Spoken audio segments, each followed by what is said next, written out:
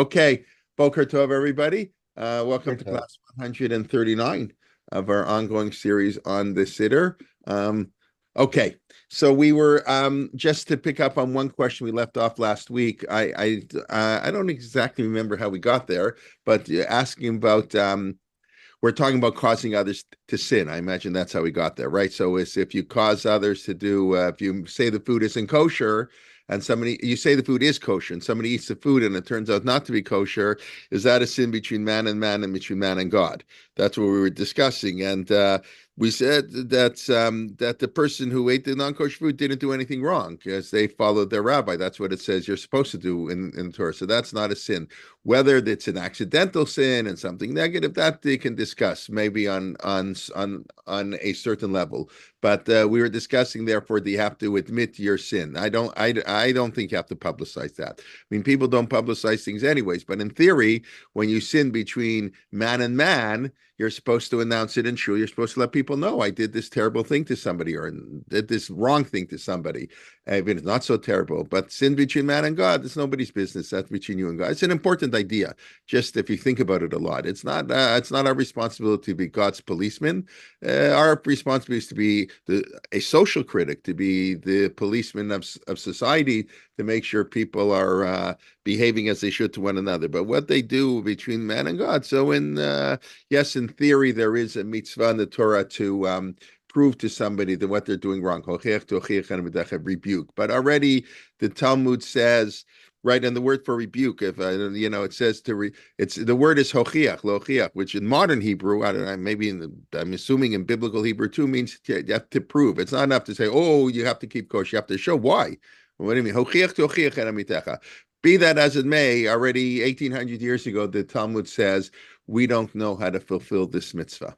We don't know how to properly give rebuke, because rebuke has to be given with love and care, and it has to be warning in advance, all kinds of things that has to be done that we're incapable of doing. As the Gemara says, basically what the Gemara says, don't people live in glass homes shouldn't throw stones. That's really what the Gemara says, not that language, but they say tall, I forget now the exact language in Erchin, remove a splinter from your ear, he'll tell you remove a beam from you. In other words, your sins are much worse. Only a totally righteous person. So already the Talmud says we don't have to rebuke. Rabbi Amital, other people I've seen have quote this more often, has huge implications for our attitudes towards non-observant Jews, because you cannot criticize a person for sinning if you haven't rebuked them. But since we don't know how to properly rebuke them, then we don't we can't hold them responsible for their sins. This is it's a very well known. Anybody who understands halacha knows this. The problem is people are people and they do all kinds of inappropriate things. So I've mentioned before the Chazon Ish already said that even somebody who grows up religious and knows and learned everything, even that person who then stops being observant, we cannot look down upon negatively because that's normal. That's what your people do and whatever. So that's an important idea that we today don't have. We don't know how to properly tell people to do mitzvot. Yeah, we have to try. I mean, Rav Moshe Feinstein has always an interesting truth, right? That it's the rabbi's job to rebuke people. So Rav Moshe was says maybe the rabbi's not allowed to do his job. I mean, maybe that shouldn't be his job. He was discussing the question. That Tisha B'Av is over. That means Elul's in 3 weeks. That means we blow shofar. That means Rosh Hashanah is coming. You know how the year goes. Okay, so he was asked, "No, you're not supposed to talk. In theory, you're ideally, let's say, you're not supposed to talk from the first blowing of a shofar until the blowing shofar of the Musa. Probably technically you can talk once you hear the first 30 voices that they do right at the beginning before Musa. So you already fulfilled your mitzvah. But okay, it's since ideally the mitzvah is fulfilled through Shmon Esrei, so you in many shuls they'll get up and announce nobody should talk from the time we blow the shofar till 9 hours later when we finished, Musaf. So new people can't go 3 hours without talking. So the question is the rabbi allowed to make such an announcement? That's somebody asked Rav Moshe Feinstein. Is the rabbi allowed to make such an announcement? Because people aren't going to listen.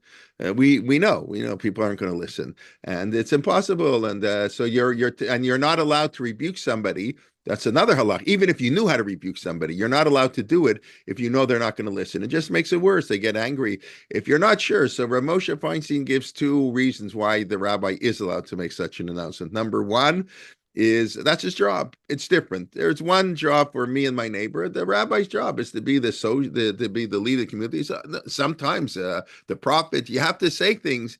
Somebody has to do it. So that's his job. B, he says, no, it's true. 98% of the people don't listen, but 2% do listen. There's going to be one person in shul who taka won't talk. For him, it's allowed. So that's a heter of Moshe. It comes up handy. That's the same heter he gave to Rabbi Teitz when Rabbi Teitz started giving shiurim in Yiddish on Gemara, like before my time on WEVD, right? I don't know if that still exists in New York, but so every Saturday night, Rabbi Teitz from Elizabeth, that's Miss Rivka Blau's, father, from YU, Rabbi Blau. So her he gave shiurim, I think, starting in the 50s. So now I don't know what non-Jews are going to listen to a shiur in Hebrew on Gemara on Saturday night. I'm not so sure that was such a market, but he was concerned that maybe non-Jews, without getting into the technical details, can you teach a non-Jew Torah?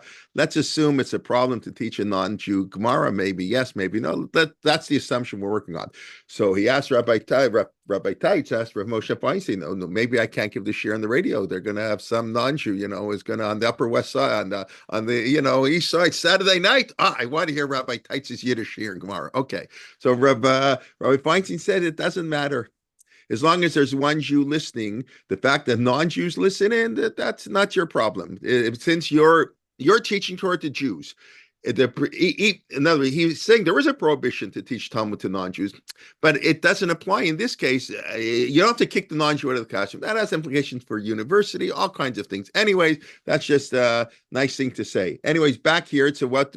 So somebody asked me last week, I think, right? We end this year said I knew the Chatam Sofer had a tshuva, but I don't remember what he said about putting kidneys. This is really a serious question. Today, Baruch Hashem, we have kosher homes, but in the 1800s, they didn't have.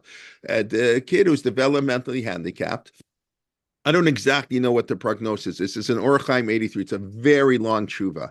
I did not read the whole thing. I admit I skimmed through it last night.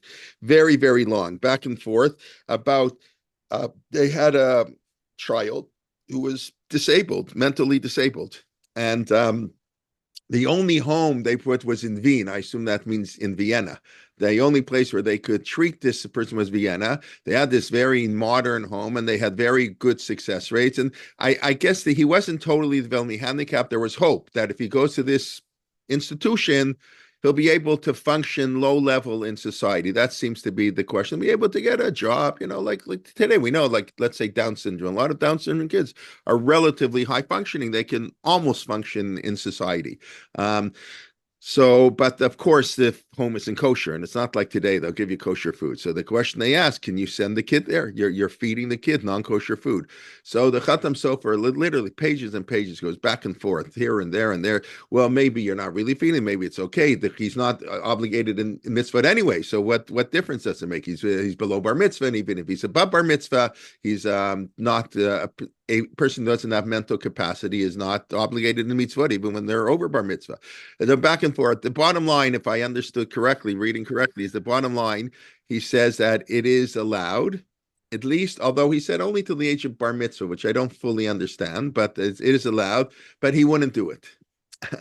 He said, eating non-kosher food isn't good. So I also think this is partially different attitudes towards the handicapped in society. Our society was not. I don't have to tell you, people were institutionalized, people were much less willing. So in many ways, I think it's extremely progressive for the 1800s that the Chatam Sofer basically writes it's permissible to send somebody to a non-kosher home if that's the only home that can treat him. Because at this point, anyways, he's not really obligated to mitzvah, and we want him to get better. But he sort of says, no, we're not obligated to make him get better, so he'll live his whole life, won't be chayiv in mitzvah. We would find that a little bit strange, but he allows it and sort of recommends against it. Today, I think today, thank God, we have kosher homes. People recognize. I mean, my sister's on you. My father. This is what he did. This is his In many ways in Toronto, he was people in Toronto know this, of course. My father was an extreme pioneer in dealing with issues. Back then, it was called mental retardation. Today, you can't use that term. Developmentally handicapped, and working for that. And then there was a lot of opposition, and they opened up a group home, the Rena Foundation, the NIMBY. This is in the 70s already. NIMBYism, and not in my backyard, and we still have that. But anyway, so that's just to be aware. But yeah, you can sometimes feed people non-kosher food, and in general, we have a principle, and he quotes this in his Tshuva. Again, I didn't read it carefully. You really have to study it for a long time. All these halachic concepts, he was, exactly when they apply. But he quotes the idea on pikuach nefesh, you can save somebody's life. So one of the reasons the Gemara gives is that violate one Shabbos so the person can observe many Shabbatot. Right, a person is sick, so okay, he'll die. But if we treat him, he'll live. So this Shabbos he won't observe, but the next 50 Shabbos he will observe. Of course, the problem with that answer is that what about if the person's not observant and all these other things? So nobody. I want to make the 100% clear. Nobody says that you don't. At least nobody I know of that I respect says that you don't save the life of a non-observant Jew on Shabbos. Matter of fact, we saved the life of a non-Jew on Shabbos. Whatever it is, but that's one of the things. And then he says, okay, but so you can give non-kosher food now. It says he'll be able to observe kosher food, for many years. And then he says that, but maybe that doesn't apply. Anyways, there are all kinds of principle. Often, I don't know how to say this in a way that doesn't sound heretical, but on many of these questions, sort of the answer, you have an instinctive answer, then you interpret the sources to make your answer correct. I know that sounds heretical, but anybody who knows how psak halacha works knows that this is really true. And the person, I've said this before, where if you want to really, really see it, where the posek admits it. I think the Chatam Sofer admitted it too in many issues. He has a shaila. He knows right away what the answer is. So maybe that's not quite. He knows. In other words, it has to be that Jewish values say. In other words, that this is allowed. I think today we'd say it's impossible to say, well, we're going to let a kid suffer because there's no kosher facility. I don't think we would say that. We just instinctively know we have to find some kind of a solution. But the one who said this most forcefully, clearly in English, mentioned before, is Rav Soloveitchik. Rav Soloveitchik, who often is quoted, halacha is purely, it's like a science in many ways. It's pure. There's no social factor. The halacha works independent of all systems. The Rav didn't like influence. The halacha is this pure idealistic. It's a very system that doesn't take outside influence. It's ahistorical, right? The Brisker Derech is very ahistorical. They're very much opposed. Rabbi Soloveitchik, unlike, let's say, Rav Amital, Rav Lichtenstein was opposed too, but in Gush, when Herzog College got started, my understanding is Rav Lichtenstein was not so pleased. This was Rav Amital's doing because they kind of on a certain level introduced academic Jewish studies, which means you study the Talmud in its context. Matter of fact, I was just listening yesterday. I was away in Europe. I didn't listen to any of our podcasts on Jewish ideas, but I mentioned that it came up in Shuli's class yesterday. So Shai Sekunda, who's like the world's expert on the Sasanian influence on the Talmud, that's Iran. That's like pre-Iran. It's the Sasanian Zoroastrianism. So that's what he did. So he was interviewed, and he was discussing all the Iranian influences on Zoroastrianism, and maybe it influenced certain things in Hilchot Nida. It's a very interesting interview. So people in this classical yeshiva, people don't like this at all. What even the halacha was influenced by outside sources, that outside influences, but we know that's true. Of course, it's true. They'll look at differences. Ashkenazim, Sephardim, Yemenites. Of course, we were influenced by outside forces, and even how we approach certain halacha. There is a reason why the Sephardic community is more open and doesn't have conservative and reform the same way the Ashkenazi community did, because it had to do with their attitudes towards halacha and influences and where they lived, etc., etc. But Rav Soloveitchik was very much opposed to this thinking. The whole Brisker, the whole yeshiva, the approach is halacha exists in its own world, has zero historical influences. How can it be? The word of God, it's divine. But this same Rav Soloveitchik, like everything in life, there's true one thing in in some theoretical plane, and then in the real world, luck is the real world. The Rav Soloveitchik himself writes, it's you can show, I can read it to you later. It's anybody can get it. It's in print and no problem. That when he was asked about serving in the army, mentioned this before in the Korean War. So not enough Orthodox chaplains signed up, and they had made an agreement. The U.S. Army needed chaplains, and I think the Synagogue Council of America, I'm not exactly sure who, said, "Okay, we'll send Orthodox conservative Reform rabbis." But you can imagine, not so many Orthodox rabbis signed up to be chaplains in the Korean War, and it was for all kinds of reasons, but one reason was hard to get kosher food, and it's hard to be Shomer Shabbos. It wasn't so simple. It's still obviously the army. You're Mechal Shabbos in the army, obviously, in many cases. So the Israeli army for sure, of course. So they asked for Soloveitchik. Is it okay for an Orthodox rabbi to sign up to become a chaplain? So he wrote a tshuva in English, 20 pages, and he writes at the beginning of the tshuva that I must tell you, I am not approaching this question objectively. He writes this. He says, I know it is impossible to believe for me to say that an Orthodox rabbi living in America, when America was, the great, not like today, everybody criticizes everything. America, Rav Moshe Feinstein, Malchut Shel Chesed, a kingdom of kindness. It must be, we're allowed. I just now have to go through the sources to give a halachic basis for what I know must be true. And he writes this like mamish, black and white. So of course, everybody knows that. That's why it's important. Aseh lecha rav. You have to choose a rabbi who has your same outlook. It doesn't mean a rabbi can knowingly be biased, can knowingly lie. Of course, it's a fuzzy line. Obviously, there is a line. Some things are, you can't just say whatever, but there is a certain intuition, and there's a certain feeling, and there's a certain thing. If you live in a certain lifestyle, you're going to say one thing. If you live a different lifestyle, you're going to have a very different attitude. That's why, Rav Schachter would always tell us this. I remember, when I mentioned this before, also the Flatbush Erev. So there was a famous Borough Park rabbi who was matir when the whole machloket started on the Erev. So Rav Moshe Feinstein said it's no good, and most of the rabbis said it was no good, and some Haredi rabbi in Borough Park said it was good. So a lot of modern Orthodox people relied on this Haredi rabbi. So I remember Rav Schachter telling us in the 80s, Rav Schachter telling us here, the problem is this rabbi says it's forbidden to walk into Yeshiva University. It's Yehereg v'al Yavor to go to university. You can't go to a mixed co-ed camp. You have to give up your life.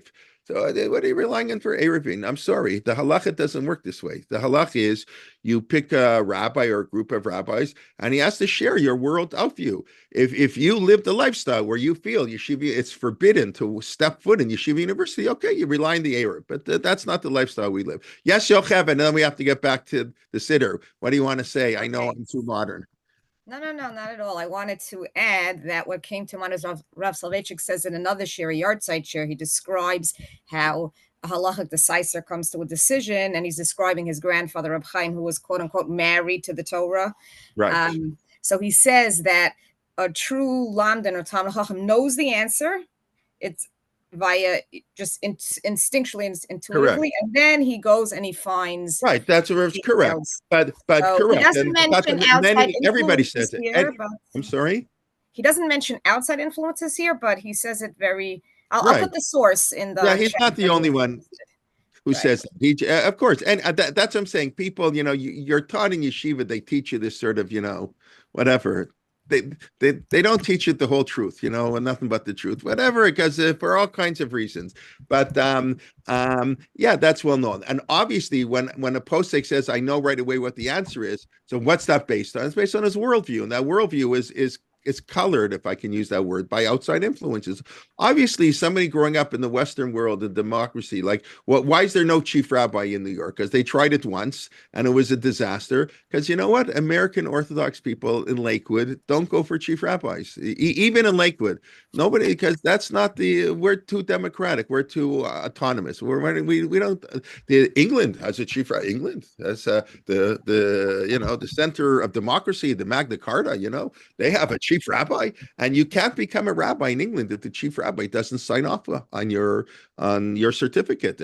Can you imagine a shul here? You had to have the OU or the YU approve every rabbi that got appointed. That's no way. The shul would tell them, go jump in the lake. We hire who we want, because that's the American ethos. We grew up here and we don't buy into this centrality and somebody telling us what to do. So that's just a little silly example. But yes, we are influenced. So where do you draw the line? And of course, halacha, it should be the halacha is real, like it's for real people in real time. So it has to be responsive to the what you're living in, right? I remember the first program we ever did when I was a rabbi. So I remember we did it on legal ethics, and Michael Broyd spoke, and this is like 30 years ago, and he said that the problem is, like, yeah, you can have a beit din that follows the halacha and the Shulchan Aruch 100% to the T, and I thought they did every fantastic, the greatest of Mechamim,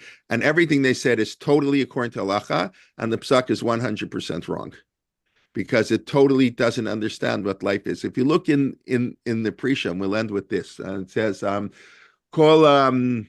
where it says, whoever is done din emet la'amito. If you do a din emet, a truthful din, it's a strange expression.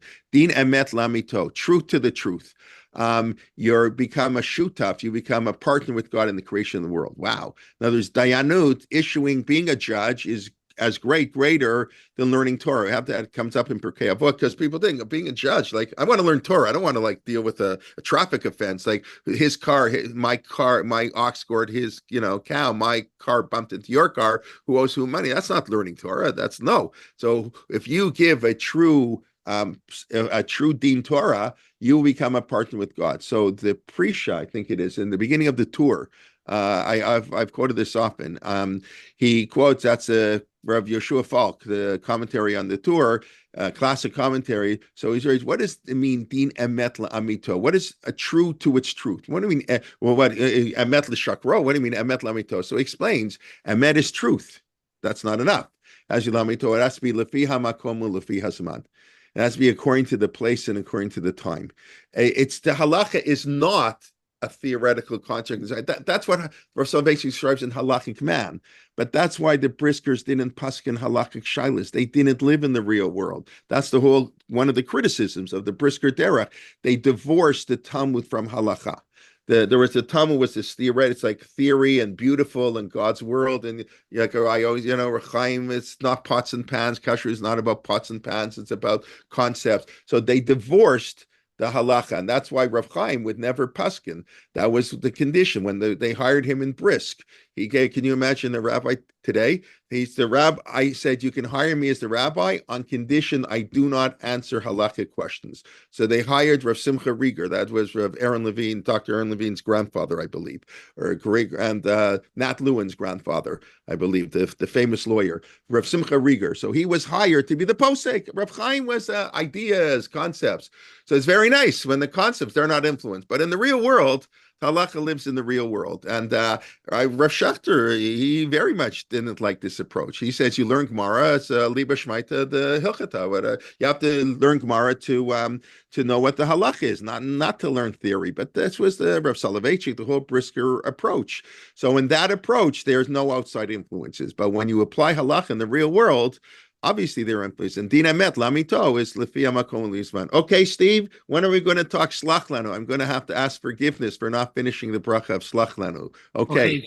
It's just I had one thing I just had to say, and this is that halacha in the time of the Maccabees, they decided that it was okay to fight on Shabbos, right? Correct. They changed the halacha to allow for that. So how could anybody say that's okay? So that's a huge. We need a year-long course on this. But that's a huge question. When the Chachamim make a drasha, this is a big machloket, unresolved, of course, in two schools of thought, and you can probably guess where my inclinations lie. And I think, and it's not 100% to zero, but one approach is the halacha is the halacha. It was given at Mount Sinai. Whatever a student will expound on was already given to Moshe at Mount Sinai. And the way they interpret that in its plain sense. It's there, and the drasha just uncovers what was already known. It's like an asmakta. It's a way to pin a known halacha on something. That's one approach. Second approach is no. When the chachami make a drasha, they're inventing a new halacha. And that the drasha creates the halacha, and before the drasha, and that was the approach Rav Schachter took, I think, as I understood it, and that's the approach created the halacha, and the halacha changes. So one of the classic examples, this is I hear from Rav Schachter in the Chida, Chaim Yosef David Azulai. The great Sephardic lived in the 1800s, I believe. So he wrote 75 books. So one of them is, I remember Simchat HaRekel, he wrote a book, and he discusses root, right? Lo yavo amoni u'moavi b'kal Hashem. You cannot bring a Moabite. So how can you convert root? Roots was Moabite. So the rabbis made a drasha. The rabbis interpret Moavi below Moavit. It says male. Do you really think that does that sound right? B'nai Yisrael below Yisraeli. Okay, leave that aside. Moavi below Moavit. So what happens to somebody who converted 50 years earlier? So the Chida writes they're not Jewish. The halacha was until Ruth, non-Jewish woman from Moab who converted, and unacceptable. You cannot accept them. The halacha changed when the rabbis made a drasha, Moavi v'lo Moavit. Halacha changed. Rabbi Hirsch, modern Orthodoxy, neo-Orthodox, Rav Hirsch was very much against this approach. Rabbi Hirsch was a very, in that sense, small c conservative. Rabbi Hirsch believed all Torah was given at Sinai. Maybe that explains why he was so anti-reform. I don't know. I can't play minor psychologist, but Rabbi Hirsch was very much opposed to this approach.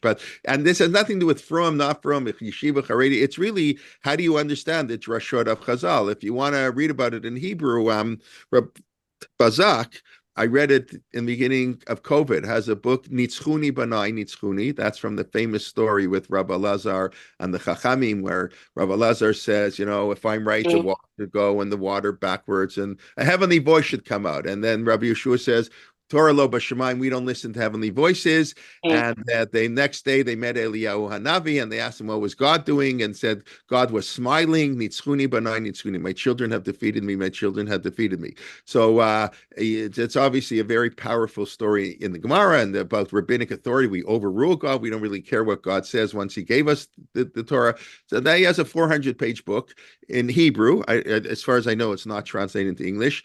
But and he goes through this question. That's what most the book is, how drashot of Chazal work, and that's the whole question. When the Yud Gimel Midot, do they create new halakha or do they reveal halakha? Okay, we'll leave it for that. Everybody should follow up. Okay, let's get back to Slach Lanu. Okay, so that's all because we're finding if you can send the kid to a non-kosher home. Oh my God, all of Torah. Kol Torah kula inyan achad. There's no such thing as off topic in Torah. There's also like Kol Torah kula inyan achad. The entire Torah is interrelated. That's why there are 248 positive mitzvot, because the fingers related to the heart. The heart's more important, of course. They're vital organs, not vital organs, but the 248 mitzvot are one body, and it's the 1 year. It's all connected, 365 days. Okay, so what we get up to, Slach lanu avinu ki chatanu. So we were just one other. We were discussing last week the order Chet Avon Upesha. Chet means an unintentional sin, a mistake. You made a mistake, an accident. You can call it even carelessness, perhaps. Then you have Avon, means on purpose. I like cheeseburgers, so I know it's wrong, but I eat it anyways because I like it. And pesha means a rebellious sin. That I don't like cheeseburgers, but the way to get my parents upset at me because I'm mad at my parents, I don't want to be religious. I want to show them is to eat a cheeseburger in front of their face and get them really. I mean, that's really not nice to do on many levels, but I'm just using an extreme example. So we discussed what's the order.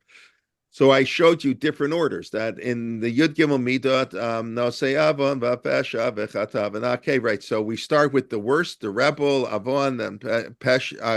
We start from Mezid, Pesh, and the lowest form is at the end. Chet is at the end. We saw that in the Mishnah, but we showed you in Musaf it says chatati aviti pashati. In the Mishnah, when it describes what the Kohen Gadol dies, it says aviti pashati chatati. I have sinned on purpose, I have rebelled, and I have accidentally sinned. And in Musaf, when we actually daven the words of Musaf, we say so not what the Mishnah says. We say chatati aviti pashati. I have unintentionally sinned, I willfully sinned, I rebelliously sinned. So I told you last week, I said this is really, it's a machloka, Rav Meir and Chachamim, which to do. The Mishnah quotes a view of Rav Meir, but we don't follow Rav Meir. In other words, what we do, we don't follow the Mishnah, we follow what it says in the Machzor. That's why the Machzor prints it. The halacha das chet avon pesha. It says, we say, because we do the earlier sin, the least, we do, obviously you first ask for forgiveness from the least bad sin, unintentional. Then you can move on to intentional sin, and then hopefully you'll get forgiveness for even sins that were done out of rebellion. And the other opinion was it's what's easier to do tshuva from, right? When you're accidentally sinned, that's you don't even know you're sinning. You don't even know. You're not aware that you're not allowed to do this on Shabbos, so you'll never repent. So chet, an accident that you don't even know about, perhaps, has to be at the end. Amazing. I know it's wrong to eat a cheeseburger because that's the easiest thing to change. I'm eating a cheeseburger out of spite. That's a little bit harder to change, but it's also a little bit easier than not knowing. So that was the hamachloket. And then, so why in the Torah? So we do chet avon pesha. We do from the least bad sin to the worst sin, not what's easier to repent from. But in the Yud Gimel Midot, we go the other way. And that's because we want God. In other words, once God, the other argument that the Chachamim use against Rav Meir, if God forgives us for our intentional sins and our rebellious sins, so what are we asking to forgive us for our unintentional sins? Obviously, God forgives us for that. In other words, all I do is have to ask God, forgive me even for the sins I do out of rebellion. So obviously that includes the sins you did unintentionally. So you don't have to say it. That's one of the arguments that Chachamim use against Rav Meir. So why in the Chumash does it have chet at the end? So we're asking God that He should consider all our sins to be like chet, that even our avonot, our willful sins, should become accidents, and that's what the Gemara says. The Gemara says when you do tshuva, the Gemara actually contradicts itself, like it always does, and then we resolve it, hopefully. The Gemara says one time that if you do tshuva, your intentional sins become like unintentional sins. And then the Gemara says if you do tshuva, your sins become like mitzvot, not just like unintentional sins, they become like mitzvot. So the Gemara says, what's the difference? Depends, there's tshuva and there is tshuva. We discussed already tshuva gemura. Complete tshuva, you have to get up in shul and say, I spoke lashon hara against this person, I cheated this person. That's tshuva gemura. Or tshuva gemura is when you're in the same position to sin. Tshuva shening, where you're 95 years old, you don't have a yetzer hara to sin anymore. So I don't sin. It's tshuva, but it's not gemura. But we know that that the best person who's never going to drink again is the recovering alcoholic, right?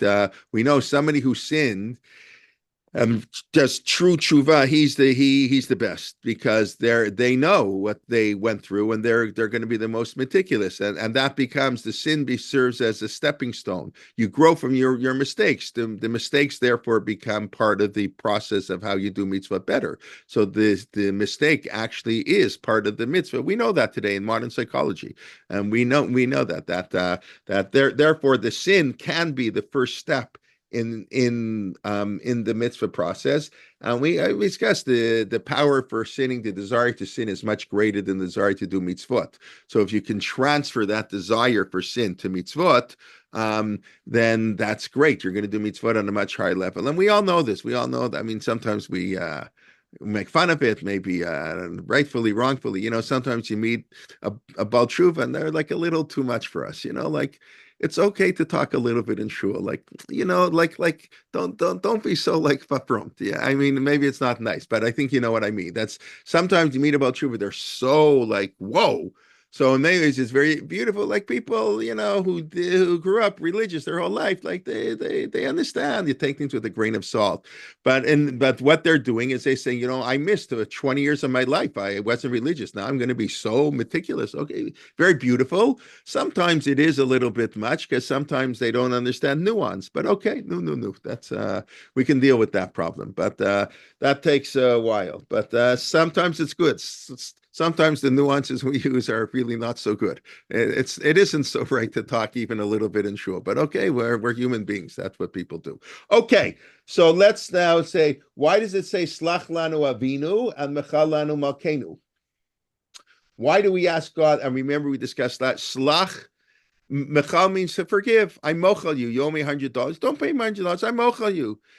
But slicha is much greater. Slicha is when you sin, it makes you, it ruins your personality. It causes a distance between man and God. Averot mabdilot. The sins create we're cut off from God. So slicha is like a form of tara, of purity. We discussed that last week. It's a much higher level. Slicha is a much higher level. So slach lanu avinu. That makes a lot of sense. Our Father. Now, of course, avinu and malkenu here refer to God. But the image of God as a father, the image of God as a king, Avinu Malkeinu, of course, one of the most famous prayers we say, or things we say. So Avinu Malkeinu, there's a difference. The relationship to an Av and the relationship to a Melech are very different. That's the tension we have in our relationship to God. We have to love God, and we have to fear God. But there's a mitzvah at Hashem HaKachatira. It's this week's parsha. No, or is it next week's parsha? I think it's already in this week's parsha. At Hashem HaKachatira, you should fear, be in awe of God. And v'ahavta Hashem HaKachat. That's for sure in this week's parsha. The first paragraph of the Shema, to love God. So what do you mean? That doesn't make any sense. They contradict each other. You cannot be in awe of somebody you love, and you cannot love somebody you're in awe. That's the tension. We live it. The Rabbi Tabori last night spoke very beautifully on the tension of the two reasons we keep Shabbat. So there is an inherent tension. Do we relate to to God as our Father, or as our King? Do we relate to God with love, or do we relate to God with awe and fear? That's why I mentioned many times there's no mitzvah to love your parents. God is like abstract. So we can live with the tension. But your parents are real. That's what we were discussing before. There's the halacha in the heavens. That can be very abstract and conceptual. But in the real world, you live with your parents. They're not like some abstraction. So you cannot have a mitzvah to love your parents and to be in awe of your parents. There's a mitzvah at Ishimova V'tiro. You have to be in awe, fear, whatever the word, awe is a better translation. But fear your mother and your father. So that cannot coexist with love your mother and your father. And therefore, we expect you to love your parents. It's normal, but the Torah cannot command both. The Torah can only command us to fear, because in the real world, those two emotions are contradictory. But in the abstract world, we somehow, live with this whatever, so our relationship to God goes between a father and a king, and obviously a father is more merciful, and we have a closer relationship to a father with a king. So the father, slach lanu avinu. God can purify us, bring us closer, and it's also hichatanu. For a father, even a willful sin is even when we are spiteful to our parents always love a child, and it's like, it's only a chait. To a parent, there's only sort of a more minor sin. Your kids always are the greatest, right? Mechal lanu malkenu, but when it comes to a king, we can ask God to be mochalas. You're not gonna get close to the king's not gonna purify. King, just don't punish me. Don't harm me. Keep ashano, because what do you mean you sin against the king? I'm sorry. When the butler brings the coffee and it spills a little bit, you kill the butler, right? I don't know. Isn't that what kings would do? Like it's not so safe to work around the king. You work for a chashir, they knock you off. The king, the butler and the baker. You do something wrong to par. I don't know what does the medrash say? There was a fly in the soup or something, right? And therefore he went to jail. Like that happens. Like in the ancient world, they're flies. They go in the soup. But when it comes to a king, there's no such thing as a chait. Everything you do wrong is considered an act of rebellion, and it's intentional. So for Malkeinu, when we refer to God as Malkeinu, we can only ask for mechila. We can ask for don't punish us. That's sort of the limit. And kipashanu, because whatever we did to God is an intentional sin. It's a really beautiful. In other words, these basically what the two in one sentence we just contradicted ourselves, right? So again, this tension that Jews always have to live with. All right, slach lana avinu ki chatanu, machal lana malkeinu ki b'shanu. Two totally different approaches to how we're asking God to forgive us.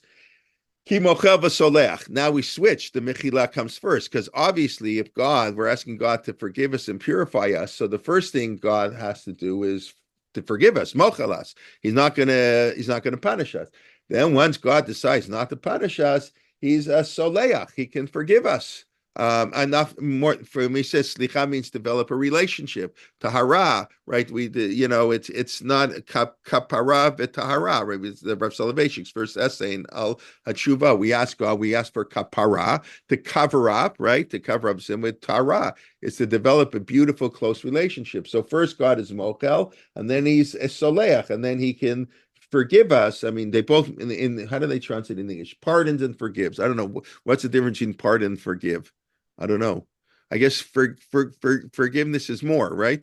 A pardon means you're really guilty. We're not going to punish you, right? We, on the last day of office, the president of the United States pardons all his friends. It means they're really guilty, but okay, I'm not going to punish you. That's actually not a bad translation. Forgives means, okay, what you did isn't bad, but slicha is really more than I would say. Mechilas forgives in a certain sense, won't punish you. Slicha is even greater. Slicha is to develop the relationship, but I understand it's a pretty good translation here in the this is the new RCA Siddur that nobody ever uses, right? Does anybody even own this Siddur? This is this is like Yosef Lindell when he gave that series on synagogue classics. The RCA, every time they do a Siddur, they somehow do it at the worst possible time. Like they just blew it. They started working on this 20 years ago. Okay, got to compete with Art Scroll, but okay, news. So Corn competes with Art Scroll now, but they can't compete with Corn and Art Scroll. So they nobody uses it. But I have it. It's a nice little Siddur. It's whatever. A lot of interesting. It's always like, what's new about this Siddur? Why do you need a new Siddur? But whatever. But I don't think I think almost nobody uses it. Anyway, so they translate. I don't know. I don't have the Art Scroll in front of me. How they translate slicha umechila. And then, so God is then mochel v'slech. But you see the beauty. The prayer is composed. So every word. Melech mochel soleach. Baruch atah Hashem chanun hamarbeh lisloach. God is chanun, gracious. They translate right. Chen chesed rachamim hamarbeh lisloach. No, what's hamarbeh lisloach? So if you go to Haftarah, Tishu Hashem, Yimazokiru, Vyoker Yazov, Rashadacho, Vishav, Makshotava Yoshem, Zimrakayu, Eloheinu, Ki Arbeli Sloach, right? That's the beautiful Haftorah that we say in all the fasts. They say that Mincha on Tisha B'Av, that God is Marbeli Sloach. God, in abundance, he forgives us. God is Harotzeh B'Tshuva, right? That's what we say. That was in the last bracha. He wants us to do tshuva. If we do tshuva, then he can forgive us, right? We said, remember, the brachot are all in a particular order.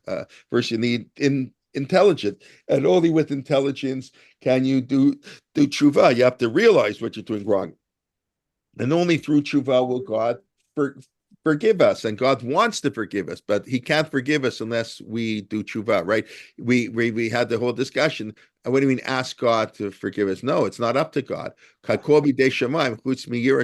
has no control over if we're going to be good or bad. We're rich or poor or tall or healthy. That's up to God. But ethically, how we ask, that's up to us. So after we do tshuva, then God, he's rotzeh b'tshuva, then he can be hamarbeh lisloach. Then he can give us slicha in many, many ways. Okay.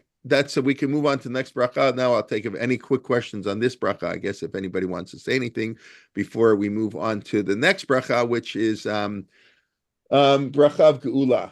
I just noticed, Rabbi Kelman, the order is switched. We say salach lanu, machal lanu, but then it's ki mochel v'salech. That's what I just explained. Right. Oh, it's okay. It's okay. Yeah. I didn't. You know what? If the student doesn't learn, the teacher hasn't taught. That's what my wife always tells me that. It's not a question of what you taught. It's what so we said that God, yes, the order switched because God first has to be mochel before it can be a solech. Mochel means he cancels the punishment, and solech means to develop a relationship. So you can't develop a relationship while the punishment is overhanging. So we ask God, yes, and we begin. Every sin should be considered like unintentional. It's a father, right? Slach lanavinu. But God, when He forgives us, first He has to do mechila. I won't punish you. Okay. It's like you have a relationship with somebody else. You can agree. You can have, a ceasefire. Doesn't mean you have peace, right? So first you need a ceasefire. Then you can get to peace. So the mechila, we won't shoot anymore. I'm not going to punish you, but we haven't developed a relationship yet. So that's why the order has to switch. Okay, is that more clear? Okay, thank you. Thank you. Sorry, I made you repeat yourself. No, it's okay. No problem. Geula, I think repetition is the most important part of learning. Review is the most important part. Okay, what's the bracha of Geula? What are we asking for? It's not so simple. I think it's the shortest bracha, no? Maybe tied with Atachon. I don't know. Bracha Hashem Goal Yisrael, very short. God who redeems the Jewish people. So what are you talking about? Like after Tisha B'Av, we want the redemption? Isn't it personal redemption? Right. So why do you say it's personal redemption? Because I saw that in the sefer that you recommended us to read on Tefillah, Rabbi Wolgamuth, I think it was. Oh, this sefer, yeah. Yeah. We're right Tefillah. This one. Yeah, so I think that's what he says. Yeah, so that's what almost all the commentaries say it's personal, because if you remember, but who remembers, because it was so many weeks ago, we said the Shmon Esrei is 12, okay, later on 13, but really 12 brachot in the middle, right? 3 at the beginning, 3 at the end, Shmon Esrei, 12 in the middle. The first 6 are personal, the second 6 are national. That's how the Shmon Esrei is divided. And the first 3, the personal ones begin with sort of on a more spiritual side, wisdom, forgiveness, and then they move to more of a material side, health, wealth, right? Rifa'enu barech. So this redemption fits in. It's part of the personal material side. And then the 6 of the national do it in reverse order, right? We ask for judgment and getting rid of the slanderers, etc. And then we talk about the Mashiach and building Yerushalayim. There we begin with the material, and we move to more the spiritual. The second one. So that's why, in the context, the commentaries say that this bracha is referring to personal affliction, which we'll have to define what that means exactly. Discussing personal affliction, and later on we're going to play for national redemption of the Jewish people, but it's definitely couched in the language of national gula. Even if just, which we do a lot, like I was at a shiva house the other night, so explaining hamakom. What do you say? We combine the personal tragedy and the national tragedy. God should comfort person within the nation. That's what we always do. So the Gula here, it's a personal, but it's said in the language, and that's why the Gemara says it's the 7th bracha, right? This is the 7th bracha of the Shmon Esrei, and because the Gula will come, the Gemara says, in the end of a Shemitah year, and so that's why. So that's already Rashi. We just want to sort of combine it into national Gula, but it's talking about God to heal us from all our affliction. So like basically the first 3 brachot that we said, wisdom, tshuva, and forgiveness are spiritual needs. Now we're going to have 3 brachot on our material needs. God save us from all the pain and the suffering we go through. That's basically what it is. Then we go to Rifa'enu. Then, okay, it's really, which is a continuation, heal us from our sickness. And then we say, okay, now that we're healthy, we want to be wealthy. Right. Right. When you're sick, wealth doesn't matter. So, I mean, maybe it does because healthcare is very expensive. But in theory, right, obviously, wealth is extra level of a blessing. When you can worry about wealth, that's a good thing.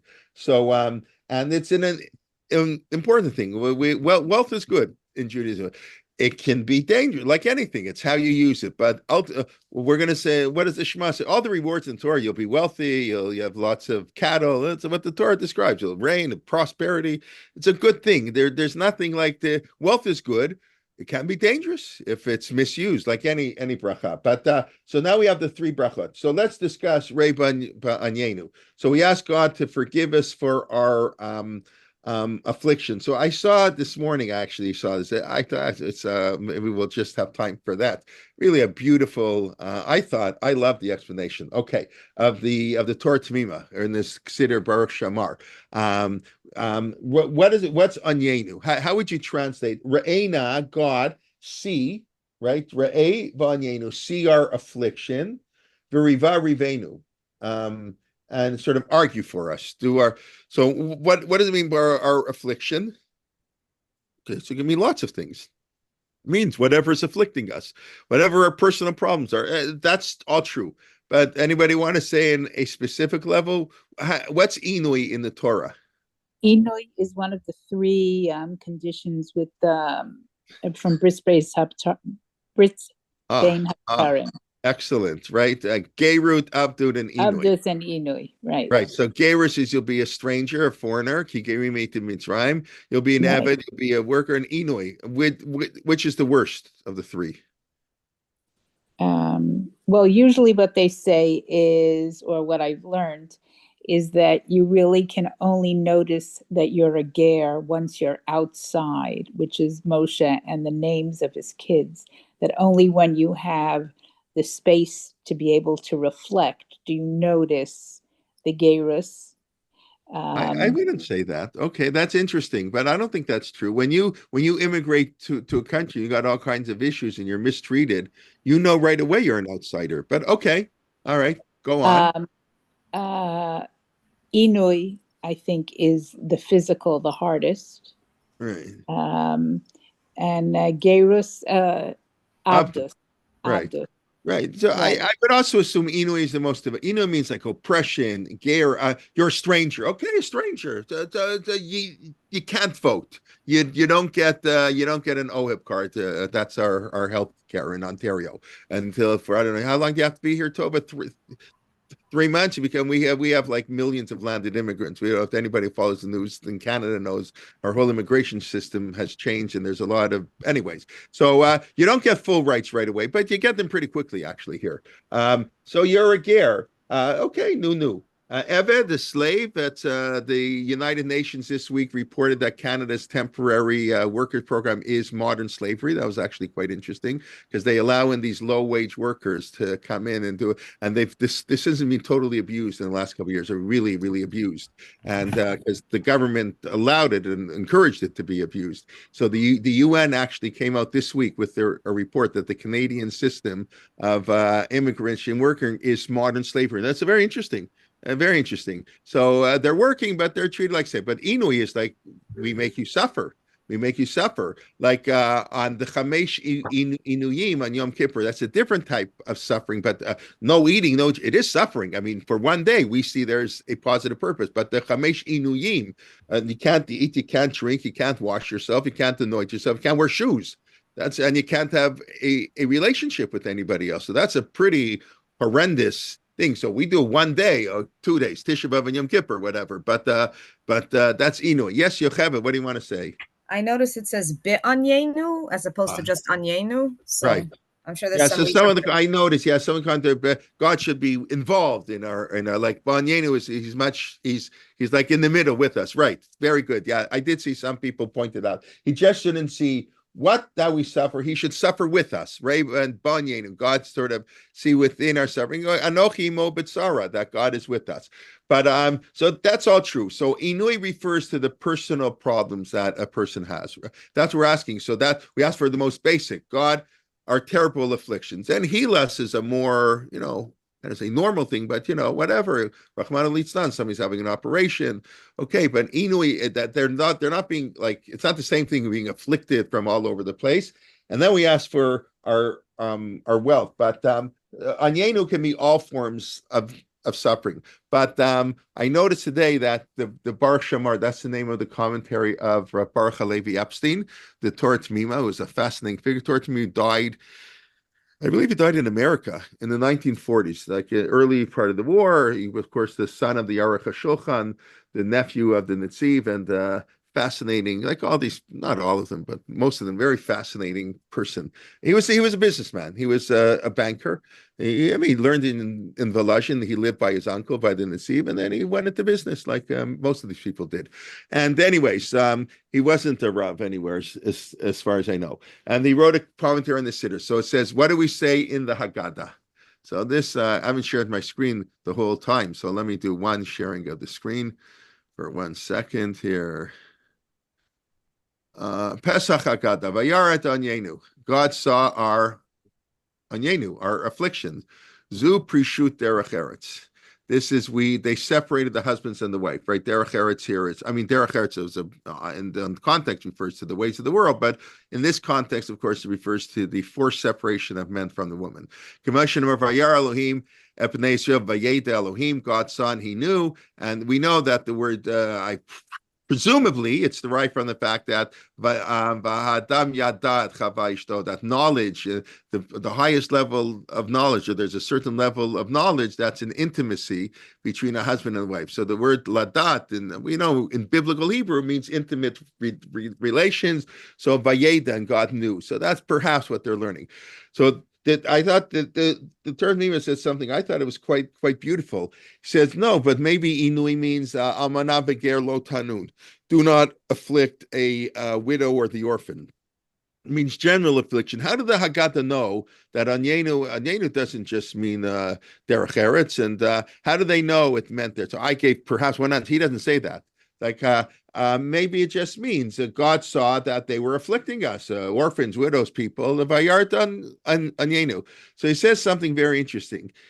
I thought it was interesting. It says, Bayar Elohim et Anyenu, God saw our suffering, and he knew. What did he see? So it doesn't say. It says every other time the Torah says Vayar, it tells you what God saw. But here it doesn't tell you what God saw. So it must be it's something private. It must be, I don't know. I just thought that was very cute. Because the Torah says Vayar Hashem, what did he see? So out of derech eretz, the Torah is a certain derech eretz. We talk in euphemisms. We don't say certain things. So therefore, it must be, because the Torah hesitated to say what God saw, it must be something very private, and therefore it refers to the interrelations. I don't know. I just thought that was very sharp, and I thought in many ways a very beautiful explanation. How did the Haggadah know that? And they really have to read the Torah. Well, that's like, anyways. Okay, so we'll pick up, please God, in this bracha next week. But it is a relatively short bracha. Riva Rivenu Golenu, and right L'man Shmecha. Okay, we'll go through it, but just to review. Okay, so we spent a lot of time talking about the tshuva of the Chatam Sofer and sending a child to a home where they're going to have non-kosher food, if that's the only way to make it better. And then what's our responsibility towards other Jews? And we can't rebuke other Jews. Are they doing something wrong? And it had to do with the mindset, right? The Chatam Sofer said it's technically permitted. Or it's, by the way, if anyone wants to look it up, it's a long tshuva, as I said, Orach Chaim 83. It's in Tshuva Chatam. It's on Sefaria. You can look it up on Sefaria. As a matter of fact, I have it. I don't feel no purpose to share the screen, but I have it up there. And he goes through the back and forth, and are we feeding them? Is that considered we're feeding them? We're not really feeding them. We're putting there. Other non-Jews are giving them the food. That's not a problem, etc. Back and forth. And even though he allowed it, he didn't think it was a good idea. I would think today we would have a slightly different attitude. And then we discussed the whole issue about how outside influences, yes, our cultural norms do influence halacha. Maybe in the theoretical halacha, a bris that Rav Soloveitchik likes so much in Shemaim, that you're right, the halacha is divorced from reality. There's a certain purity to halacha, but we know that halacha means getting your hands wet. That's dirty. That's what the Gemara praises David Hamelech. He was in the blood. Like that's what Gar says, actually. He would paskin the questions on Hilchot Nida. He was involved in the blood. You got to get your hands dirty. It's very nice to live in the lab and this theoretical. So that's the world of bris. The world of halacha is a dirty.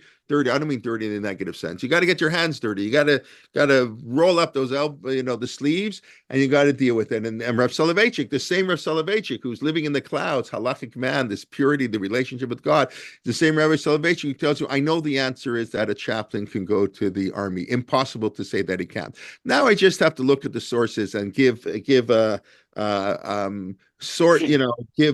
meat to what I know my intuition tells me must be correct. And that's how most psak work halakha works. They can't lie and be biased. And every once in a while they look at, oh my God, I thought this. But that is really very true. Of course, once you have a great halakhic intuition, the more you learn, you develop your intuition much more. But then we discuss when you make a drasha, is that for all times? Is that new? Is that the Torah meant A up till now, and now the rabbis say, oh, we have an interpretation, so now the Torah means B. The Torah actually changed because of the drasha, or no, Torah is always there, and just we knew a woman could always convert from a Moabite woman. We just didn't realize that. We didn't know we're revealing what was already given at time. So that's a fundamental argument for how the halachic system works. But the little I understand, many people at least do hold that the halakha changes when the rabbis, and that's nitzchuni b'nai nitzchuni, that we tell God, we discovered the halacha. It's not what halacha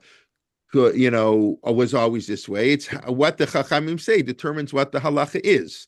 As we determine what the halacha is, and that's based on how we interpret the halacha. And then we discussed, Rabbi Taich's question, you're helping one person. That was the issue on rebuke. We don't know how to rebuke people. That's very important. Then we discussed fathers and kings and slicha and mechila, why the order of the bracha of the Shmona Esrei is it is. Our father will always be soleach. He'll always have more of a relationship. And to a father, we only sin. We don't do intentional sins. Like everything with father is easy to forgive. It's a chait. With the king, everything is a pesh. Everything is willful, even if it isn't willful. You better be very, very careful. And a king can be mochalas. A king isn't solech. So we ask God is both. We live at that tension between awe and love, right?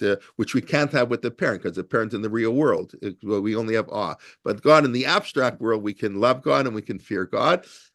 We have both those relationships. So with the king, it's only mechila, but with an av, it's slicha. So we ask God first to be mochel v'soleach, and then we just began the next bracha bra'ei b'anyenu, which the commentaries say, even though it sounds like it's talking about national gula, and after Tisha B'av, of course, we're in that mindset. It's really first to personal, but it's couched in the terminology of national. Okay, please God, we'll pick up next week. And Sunday, Rabbi Leaptag. We have a couple new series. We're working on our Elo programming and stuff, just to let you know. Anybody has any ideas, now's the time to speak up. We're always looking for good ideas. We have a number of things we're working on, which we'll, I imagine, publicize in the next week or so. And want to wish everybody Shabbat Shalom. We should hear good. Yes. Marty, what do you want to ask? I want to publicly say it's a call for a great teacher book program. I think it was the best you've done so far. Okay, thank you. That's because it's the most recent, right? It's all people don't remember. I got a really, really crazy email, if I can say now. It's after the class is over. So I got an email on Erev Tisha B'Av from somebody. I was like, whoa. He wrote to me, I'm not coming this year to Tisha B'Av. Your program last year was a lot better than this year.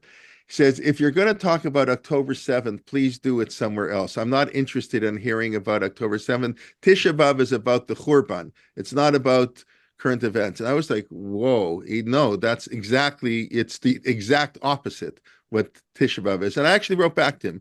This is somebody who comes to a lot of programs. He's donated to Torah in Motion, whatever. And he was just like, I think maybe he just had he was getting hungry, so he was, like I can't believe he normally thinks. So I wrote back to him. I said, "What are you talking about?" Of course, first of all, we have the Crusades, we have everything, and the whole point of Tisha is making relevant. Unfortunately, and I said, first of all, only two of the talks really about October 7th, not the whole thing. I agree. I wouldn't want the whole thing about that, but But he wrote back, I agree with you, but still, I don't want you talking about October 7th, whatever. It was just interesting. So Marty, he doesn't agree with you. He doesn't think this year would, although he didn't come, so he wouldn't really know what it was like. But thank you. Thank you for that. Rabbi,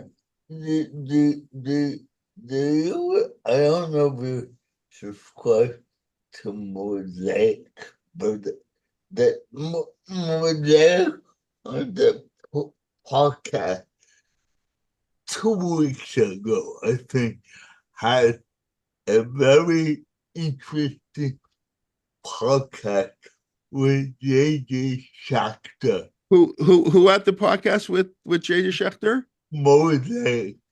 Mosaic. I don't. Okay, I almost never listen to podcasts. The Tikva Fund. The Tikva Fund. Okay. Okay, and he the whole thing was about how we deal with Tisha B'Av, how you're going to deal with October 7th this year. It was fascinating. Yeah, J.J. Schechter is the expert in this field. First of all, he wrote the book on the Rav's talks on keynote in Boston, and he wrote the whole book about Yom HaShoah and how we commemorate the Holocaust. Is it part of Tisha B'Av? Isn't? How do we have its own thing? Right? It's but I'm just pointing out because when you thanked me, so I said something. Not everybody agrees we had such a great Tisha program. I just found that I was so startled. I found the email so interesting and so surprising, really, that really you really think we shouldn't talk about this. I mean, I think I'm imagining every shul in the world, at least in the modern Orthodox world, said a kina for October 7th. I mean, there's so many kina floating around. I can't believe any shul, right? I imagine all your shuls did at least one kina for October 7th. I mean, it's how can you not? You look through the keynote, it's and by the way, Rav Soloveitchik was opposed to this, but for a different reason. Rav Soloveitchik didn't believe that anybody today has the power to compose a kina, and but nobody accepts the view of Rav Soloveitchik. Nobody, not even his closest students. Not we just don't accept that view. And I think he was opposed to saying keynote for the Holocaust. Everybody says keynote for the Holocaust, but we say them on Tisha B'Av. The Rav was opposed to Yom HaShoah, because he said we don't have Yom HaShoah. We have one day to mourn. As Rabbi Mintz was talking about, we have one day to mourn. We can enjoy the rest of the year. Hopefully, please God. We don't want to make it for every new tragedy. The question is the Holocaust, and maybe it's not just another tragedy. Maybe it's on a different dimension, and that's J.J. Schechter wrote a fantastic article. On the one hand, it's nishtahi, nishtahir. If it becomes part of Tisha B'Av, then it's just one of the tragedies of the Jewish people. But as a separate thing, we have no ritual to it. We have nothing. Yom HaShoah doesn't have any. When the survivors all die off, which is pretty soon. What's going to be of it? Rav Herzog wanted to make a fast day. I spoke about this in the morning a little bit. Okay, when like in my shul, Rav Herzog wanted to make a fast day. That's the first chief rabbi, the current president's grandfather, Rabbi Isaac Halevi Herzog, a Gaon Shebega'onim, a really true Gadol B'Yisrael. He wanted to make Tisha B'Av he wanted to make Yom HaShoah a fast day, and the Brisker Rav, the Rav's uncle, vehemently opposed him. And whatever, it's hard to change things. It didn't happen, but it probably should have happened. If we have a fast day on Gedalia or for Esther, and somehow I think the Holocaust is worse than Tisha B'Av. I mean, that's for sure. So, anyways, okay, everybody. Enough. Everybody be well, and Shabbat Shalom. And I see you in the comments. I forgot to Rabbi Eliezer Berkowitz, Lo B'Shemaim here. Yeah, it's an excellent book, Lo B'Shemaim. Right. That's a big question. How about this halacha developed, etc. Yeah, our rabbi printed distributed kina from the OU. Yeah, we're a Chabad shul. Good. I'm glad they did that. Right. The Rav Rimon one I think was famous, but that's not the only one. There are other ones floating around, and I think many, and whatever. Okay, everybody be well. We should hear good news. All the best. Shabbat Shalom. Shabbat Shalom. Happy Tu B'Av. Oh, that's on Monday.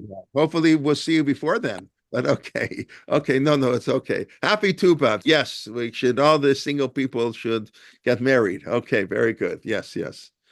Okay.